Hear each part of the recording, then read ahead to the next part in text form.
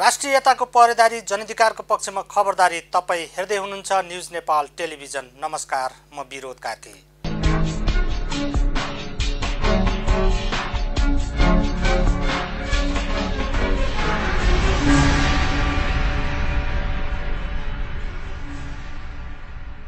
न्युजको दुनियाँमा हर न्युजका आफ्नै महत्त्व र प्रभाव हुन्छन्, तर हामी न्युजको भिडबाट देश र जनताको जीवन दैनिकीमा सर्वाधिक महत्त्व र प्रभाव राख्ने न्युजको श्रृङ्खलाका साथ पस्किरहेका छौँ टप न्युज अफ द डेमा। दर्शकबिन्द, आजको टप न्युज हो सर्वदलीय बैठक एमसिसीको कुरो।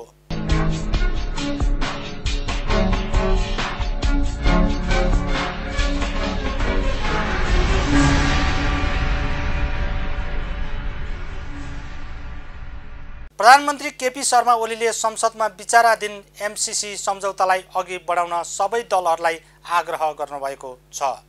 प्रधानमन्त्रीको सरकारी कार्यालय बालुवाटारमा शनिबार संसदमा प्रतिनिधित्व गरेका दलहरूको छलफलमा उहाँले संसदमा लामो समयदेखि संसदमा विचाराधीन रहेको एमसिसी सम्झौतालाई पास गर्नका लागि सकारात्मक भूमिका निर्वाह गर्न आग्रह गर्नुभएको हो।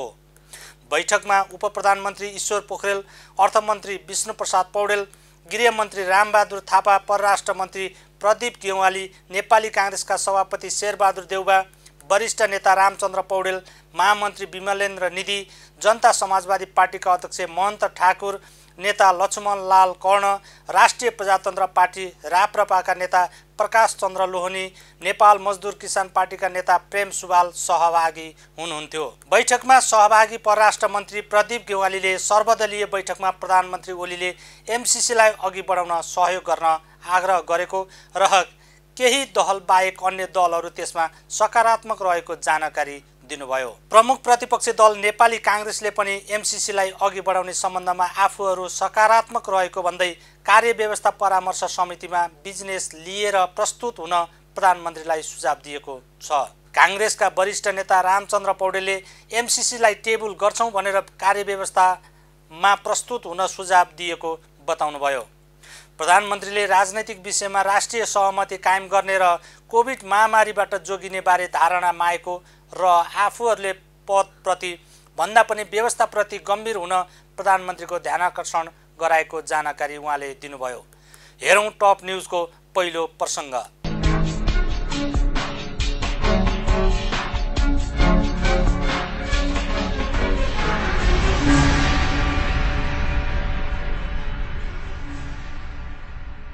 प्रधानमन्त्रीको सरकारी कार्यालय बालुवाटारमा शनिबार संसदमा प्रतिनिधित्व गरेका दलहरूको छलफलमा उहाँले संसदमा लामो समयदेखि संसदमा विचाराधीन रहेको एमसिसी सम्झौतालाई पास गर्नका लागि सकारात्मक भूमिका निर्वाह गर्न आग्रह गर्नुभएको हो। बैठकमा सहभागी परराष्ट्र मन्त्री प्रदीप गेवालीले सर्वदलीय बैठकमा प्रधानमन्त्री ओलीले एमसिसीलाई अघि बढाउन सहयोग गर्न आग्रह गरेको र केही दलबाहेक अन्य दलहरू त्यसमा सकारात्मक रहेको जानकारी दिनुभयो। सम्माननीय प्रधानमन्त्रीले बोलाउनु भएको सर्वदलीय बैठक भर्खरै सम्पन्न भएको छ। बैठकमा मुख्यतया तीनवटा विषयमा केन्द्रित रहेर छलफल भएको छ। पहिलो, बढ्दो कोरोना महामारीको प्रतिकार कसरी गर्ने, यसलाई रोकथाम र नियन्त्रणका लागि के कस्ता उपायहरू अवलम्बन गर्ने भन्ने विषय। दोस्रो, रिक्त भएका प्रतिनिधि सभा, प्रदेश सभा र केही स्थानीय तहका निर्वाचनहरूमा गर्ने उपनिर्वाचनको सन्दर्भमा। र तेस्रो, संसदमा अड्किरहेका केही बिजनेसहरू र अन्य पछिल्ला राजनीतिक स्थितिहरूको बारेमा पनि हामीले सर्वदलीय बैठकमा गम्भीरतापूर्वक छलफल गरेका छौँ। प्रमुख प्रतिपक्षी दल नेपाली काङ्ग्रेसले पनि एमसिसीलाई अघि बढाउने सम्बन्धमा आफूहरू सकारात्मक रहेको भन्दै कार्यव्यवस्था परामर्श समितिमा बिजनेस लिएर प्रस्तुत हुन प्रधानमन्त्रीलाई सुझाव दिएको छ। काङ्ग्रेसका वरिष्ठ नेता रामचन्द्र पौडेलले एमसिसीलाई टेबल गर्छौँ भने कार्यव्यवस्थामा प्रस्तुत हुन सुझाव दिएको बताउनुभयो। उहाँले एमसिसीलाई अघि बढाउने मात्रै नभई संसदलाई बिजनेस दिने रिक्त स्थानमा उपनिर्वाचन गर्ने, उपसभामुखको निर्वाचन गर्ने र कोभिड महामारी नियन्त्रणका लागि प्रभावकारी कदम चाल्न सरकारलाई भनेको बताउनुभयो। सर्वदलीय बैठकमा प्रधानमन्त्रीले एउटा त यो अहिले कोभिडकै बारेमा के गर्ने भनेर विषय राख्नुभयो। अर्को चाहिँ नि यो रिक्त पदहरूको निर्वाचन उपनिर्वाचनको बारेमा राख्नुभयो। अब अर्को चाहिँ नि यो एमसिसीको यो चाहिँ नि कसरी पास गर्ने यस सम्बन्धमा सहमतिको कुराहरू गर्नुभयो। प्रधानमन्त्रीले राजनीतिक विषयमा राष्ट्रिय सहमति कायम गर्ने र कोभिड महामारीबाट जोगिने बारे धारणा मागेको र आफूहरूले पदप्रति भन्दा पनि व्यवस्थाप्रति गम्भीर हुन प्रधानमन्त्रीको ध्यानाकर्षण गराएको जानकारी उहाँले दिनुभयो। नेता पौडेलका अनुसार संसदलाई बिजनेस विहीन नबनाउन र एमसिसी सम्झौतालाई संसदबाट र संसदमा टेबल गरी छलफलमा ल्याउन पनि काङ्ग्रेसले अनुरोध गरेको छ। त्यसैगरी कोभिड महामारी नियन्त्रणमा प्रभावकारी कदम चाल्न उपनिर्वाचन र उपसभामुखको निर्वाचन गर्न पनि प्रधानमन्त्रीलाई आग्रह गरेको छ। परराष्ट्र मन्त्री प्रदीप गेवालीका अनुसार बैठकमा प्रधानमन्त्री ओलीले मुलुकका साझा समस्या समाधान गर्न आफू सधैँ तयार रहेको, वर्तमान सरकार राष्ट्रिय हितको पक्षमा दृढतापूर्वक उभिएको र राष्ट्रियताको सवालमा कुनै पनि किसिमको सम्झौता नहुने स्पष्ट पार्नु भएको थियो। उहाँले पछिल्लो समय राजनीतिक स्थिरतालाई खलबल्याउने, मुलुकमा राजनीतिक अस्थिरता निम्त्याउने र राजनीतिक प्रणालीलाई कमजोर गर्ने खालका प्रवृत्तिहरू देखा परेको भन्दै लोकतान्त्रिक शक्तिहरूले त्यस क्रियाकलापलाई निरुत्साहित गर्नुपर्ने धारणा राखेको परराष्ट्र मन्त्री गेवालीले जानकारी दिनुभयो। कोरोना महामारीको विरुद्ध सबै दलहरूको एउटै राय रह्यो। यो चुनौती दिन प्रतिदिन बढ्दो छ। खुला सिमाना र अरू विभिन्न कारणहरूले गर्दा, त्यसहुँदा यसको रोकथाममा सरकारले अझ सजगता अपनाओस्, अझ प्रभावकारी ढङ्गले काम गरोस्, खोपको सुनिश्चितता गरोस्। परराष्ट्र मन्त्री प्रदीप गेवालीले बैठकमा कोरोना महामारी विरुद्ध प्रतिकार्य रिक्त भएका प्रतिनिधि सभा सदस्य, प्रदेश सभा सदस्य र केही स्थानीय तहका स्थानमा गर्ने उपनिर्वाचन र संसदमा अड्किएको बिजनेसका विषयमा सर्वदलीय बैठकमा छलफल भएको र राजनीतिक दलका नेताहरूले कोरोना महामारीको रोकथाममा सरकारले अझै सचेतता अपनाएर प्रभावकारी ढङ्गले काम गर्न सुझाव दिएको बताउनुभयो। नेताहरूले आवश्यक परे अति प्रभावित स्थानका विद्यालय बन्द गरेर धेरै भिडभाड हुने जात्रा लगायतका भिडभाड कम गर्न सार्वजनिक अपिल गर्नुभएको, साथै प्रभावकारी कदम चाल्न सरकारलाई सुझाव दिएको, त्यसमा आफूहरूको साथ सहयोग रहने बताएका थिए। बैठकमा सहभागी नभएको नेकपा माओवादी केन्द्रका सम्बन्धमा भने उहाँले भन्नुभयो, विद्यालयहरू खास गरेर जहाँ जहाँ बढी हटस्पटहरू छन् ती ठाउँहरूमा विद्यालयहरू बन्द गरेर पनि र धेरै भिडभाड हुने जात्रा लगायतका कार्यक्रमहरूमा आम जनतालाई अपिल गरेर भिडभाडहरूलाई कम गर्दै रोकथाम गर्न, नियन्त्रण गर्नको लागि सरकारले प्रभावकारी कदम चालोस्। कर्णाली प्रदेशमा सांसदहरूबाट भएका फ्लोर क्रसका सम्बन्धमा सञ्चारकर्मीले राखेको जिज्ञासामा उहाँले भन्नुभयो। बैठकमा उपप्रधानमन्त्री ईश्वर पोखरेलले, अर्थमन्त्री विष्णुप्रसाद पौडेल, गृहमन्त्री रामबहादुर थापा, परराष्ट्र मन्त्री प्रदीप गेवाली, नेपाली काङ्ग्रेसका सभापति शेरबहादुर देउवा, वरिष्ठ नेता रामचन्द्र पौडेल, महामन्त्री विमलेन्द्र निधि, जनता समाजवादी पार्टीका अध्यक्ष महन्त ठाकुर, नेता लक्ष्मणलाल कर्ण, राष्ट्रिय प्रजातन्त्र पार्टी रापरापाका नेता प्रकाश चन्द्र लोहनी, नेपाल मजदुर किसान पार्टीका नेता प्रेम सुवाल सहभागी हुनुहुन्थ्यो।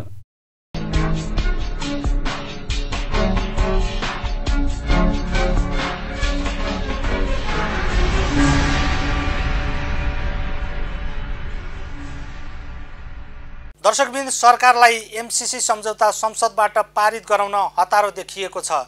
यही एमसिसी सम्झौता अघि नबढाएका कारण तत्कालीन सभामुख कृष्णबहादुर महराले संसदको सभामुखबाट राजीनामा गर्नु परेको थियो।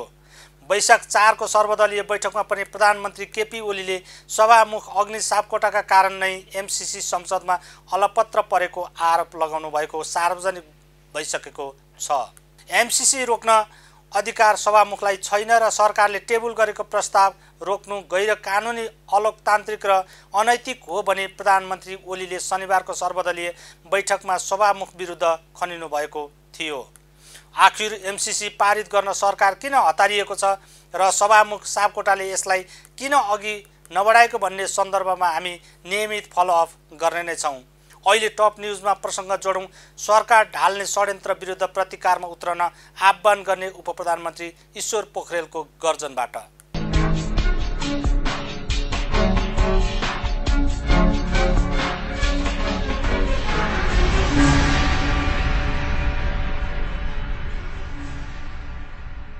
दर्शकवृन्द, अहिले केपी ओली सरकार चौतर्फी घेराबन्दीमा पर्दै गएको छ। शनिबारको सर्वदलीय बैठक माओवादी केन्द्रले बहिष्कार गरिदिएको थियो भने नेकपा एमालेकै माधव नेपाल समूह पनि बैठकमा गएको थिएनन्। कर्णालीमा एमालेको माधव नेपाल समूहले ओली पक्षीय पार्टी निर्णय विपरीत समर्थन दिँदा महेन्द्रबहादुर शाही नेतृत्वको माओवादी सरकार जोगिएको छ। गण्डकी प्रदेश सरकार पनि अविश्वासको प्रस्तावको सामना गरिरहेको छ। लुम्बिनी प्रदेश सरकारदेखि केन्द्र सरकारसम्म सङ्कटमा छन्। केन्द्रमा काङ्ग्रेस, माओवादी र जसपा मिलेर नयाँ सरकार बनाउने अभ्यास तीव्र भइरहँदा सरकारका उपप्रधानमन्त्री ईश्वर पोखरेलले मुलुकको राजनैतिक गलत दिशामा गइरहेको भन्दै त्यसको प्रतिवादमा उत्रन आह्वान गर्नुभएको छ। शनिबार काठमाडौँमा भएको एक कार्यक्रममा उपप्रधानमन्त्री पोखरेलले सरकार ढाल्ने खेल भइरहेको भन्दै त्यस्ता गलत क्रियाकलाप विरुद्ध सबैजना प्रतिकारमा उत्रन पर्ने बताउनु भएको हो। जनताले सही र गलत क्रियाकलाप छुट्याएर हर क्षेत्रमा देखिएको गलत कार्य विरुद्ध प्रतिवाद गर्नुपर्नेमा उहाँले जोड दिनुभयो। संसारमा नै सरकारले जनतालाई प्रतिकारमा उत्रन आह्वान गर्ने अनौठो कुरा उपप्रधानमन्त्री पोखरेलबाट किन आयो? हेरौँ टप न्युजको यो थप प्रसङ्ग।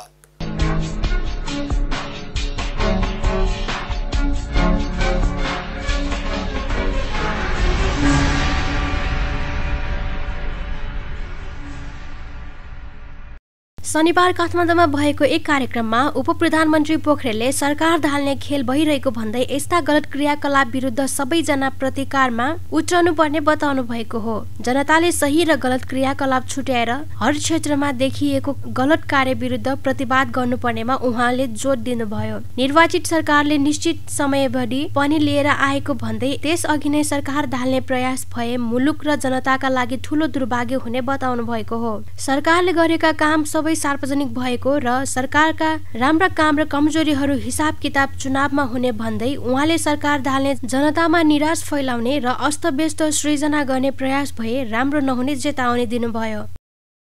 र अब आउने नीति कार्यक्रम बजेट जुन आउँदैछ यसमा हामी त्यो सामाजिक सुरक्षा भत्ता पनि बढाउँछौँ र हिजो कबुल गरे अनुरूप हामीले जो पुर्याउँछौँ भनेको छौँ त्यो पुर्याउने हिसाबले हामी अगाडि बढ्छौँ।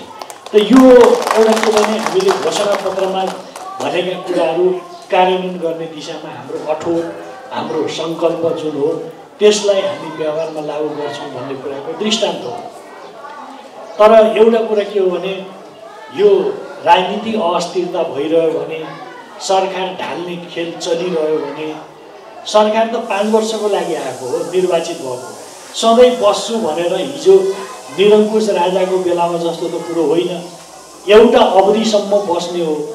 त्यो अवधिसम्म राम्रो काम गर्यो भने जनताले पुरस्कृत गर्छन्, राम्रो काम भएन भने जनताले दण्डित गर्छन्। यसलाई त हामीले मानेको हो नि। तर बिचमै अनेक खालको जालझेल गरेर त्यो सरकार ढाल्ने, फेरि नयाँ बनाउने, नयाँ खेलोमेलो गर्ने यस्तो काम सुरु भयो भने यसले दुर्भाग्य निम्त्याउँछ।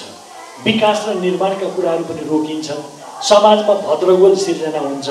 यस्तो चिज हुनु हुँदैन हो। अहिले पनि पहिलेदेखि लागेको बानी भएर होला अहिले पनि राजनीतिक क्षेत्रमा यस खालका विकृतिहरू, विसङ्गतिहरू देखा पर्न खोज्दैछन्।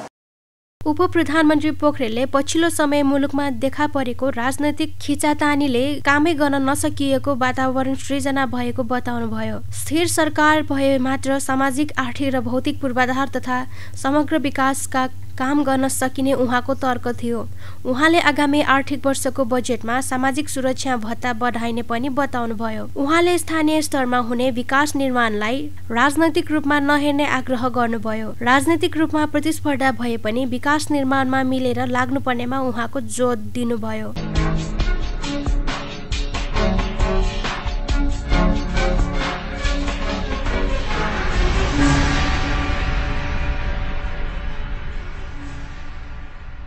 दर्शकवृन्द, सरकारको पक्षमा जनतालाई प्रतिवादमा उत्रन आह्वान गर्ने उपप्रधानमन्त्री ईश्वर पोखरेलले पछिल्लो समय मुलुकमा देखा परेको राजनैतिक खिचातानीले कामै गर्न नसकिने वातावरण सिर्जना भएको बताए पनि आम रूपमा त्यसले सरकारको सङ्कटको दिन नजिकेको नै सङ्केत गर्छ। सरकारले जनताको सेवा गर्ने हो, प्रतिकारमा उत्रन आह्वान गर्ने होइन नै। आखिर सरकारले बितेका 3 वर्षमा के गरेछ त? एकपटक हेरौँ प्रधानमन्त्री केपी ओलीकै दाबी।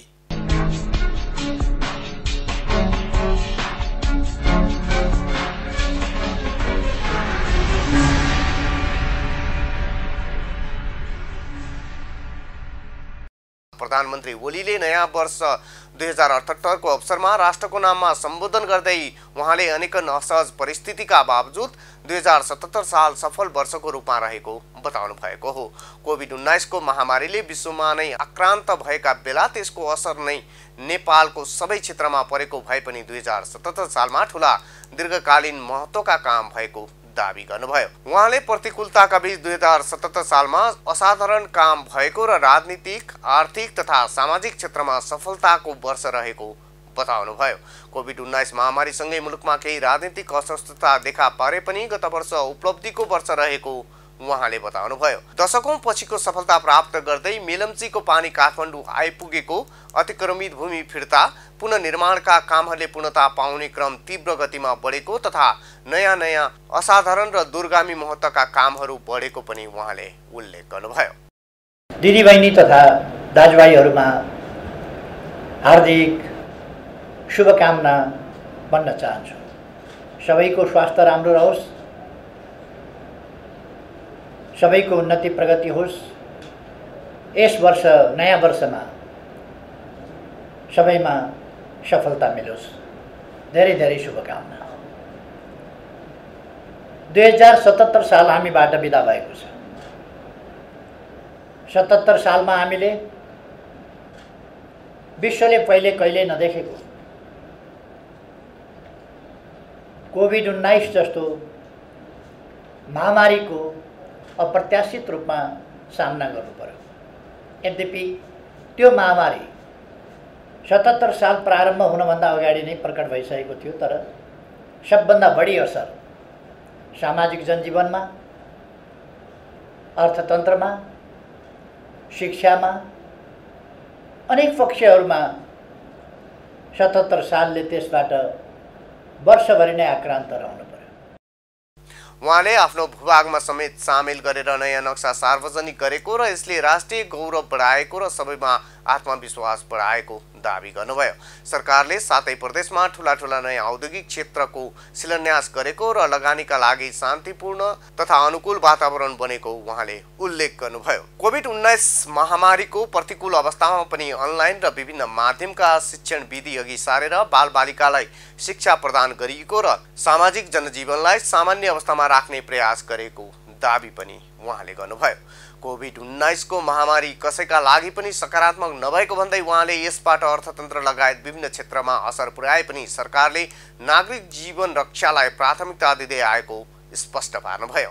हवाई मैदान र त्रिभुवन विमानस्थल लगायतका विमानस्थलहरूमा नयाँपन ल्याइएको, विद्यालयहरू पुनर्निर्माण हुने क्रम बढेको भन्दै उहाँले कुनै पनि विकासको श्रेय लिने होडबाजीमा सरकार नलागेको बताउनुभयो। 77 सालको त्यो पीडा त्यसै रूपमा दोहोरिन नपाओस्, त्यसले तीव्र संक्रमण हुन नपाओस्, त्यसले जनधनको क्षति गर्न नपाओस्, त्यसले अर्थतन्त्रलाई प्रतिकूल असर पार्न नपाओस्, रोजगारीका अवसरहरू खोज्न नपाओस्,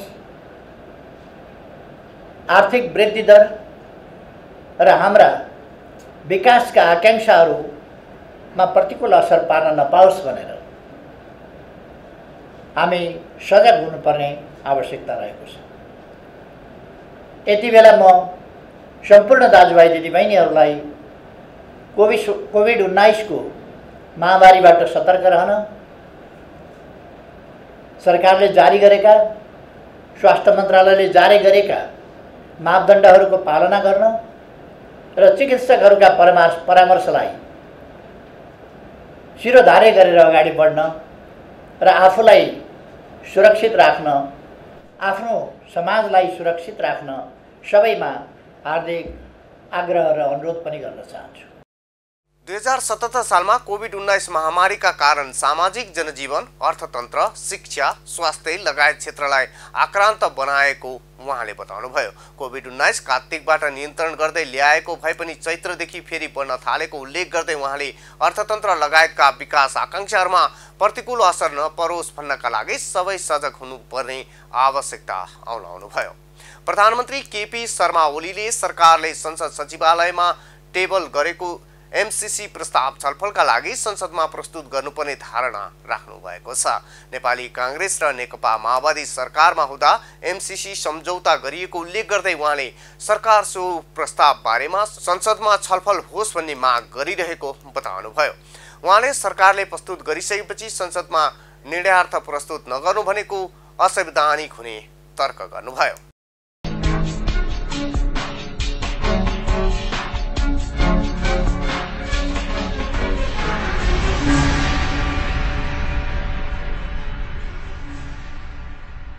हस्त दर्शकबिन यिनै प्रसङ्गहरूका साथ आजको टप न्युजको बिट मार्ने बेला भएको छ। हस्त टप न्युजको अहिलेको श्रृङ्खला यति नै। तपाईँ न्युज नेपाल टेलिभिजन फेसबुक र युट्युबमा पनि प्रत्यक्ष हेर्न सक्नुहुनेछ। टप न्युजका अन्य टप न्युजहरूको श्रृङ्खलाका साथ पुनः उपस्थित हुने नै छौँ। आजको टप न्युज श्रृङ्खलाबाट म प्रस्तोता विरोध कार्की सहित सबै टिमलाई बिदा दिनुहोस्। हेर्दै रहनुहोला न्युज नेपाल टेलिभिजन। नमस्कार।